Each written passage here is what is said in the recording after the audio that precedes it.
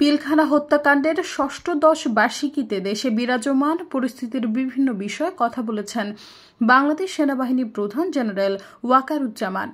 মঙ্গলবার জাতীয় শহীদ সেনা দিবসে মহাখালীর রাওয়া ক্লাবে এক অনুষ্ঠানে কঠোর ভাষায় তার দেওয়া এই বক্তব্য নিয়ে নানা আলোচনা চলছে।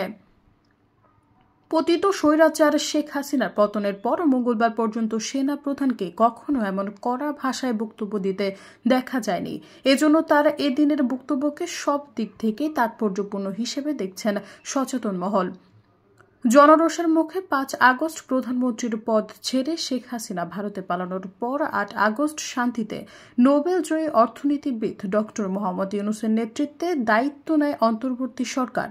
ইতোমধ্যে এই সরকার তাদের কার্যক্রমের দ্বিতীয় অধ্যায় শুরু করেছে বলে উল্লেখ করেছেন ড. ইউনূস।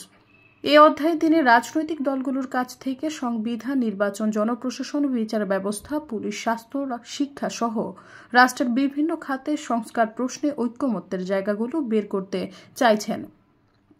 তবে জুলাই অভ্যুত্থান পরবর্তী সময়ে পুলিশ সহ বাহিনীগুলো পুরোপুরি সক্রিয় হতে না পারার কারণে এর মধ্যে আইন শৃঙ্খলা পরিস্থিতির খানিকটা অবনতি হয়েছে।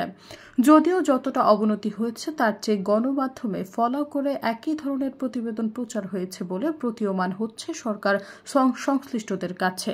কিন্তু চুরি, ডাকাতি, ছিনতাই রোধে তৈরি হচ্ছে জনমত। খোদ বিভিন্ন এলাকার মানুষই রাত জেগে এসব অপরাধ ঠেকাতে পাহারা টহল শুরু করেছে। ফলে এসব ইস্যুতে নতুন করে মব তৈরির আশঙ্কা জাগছে।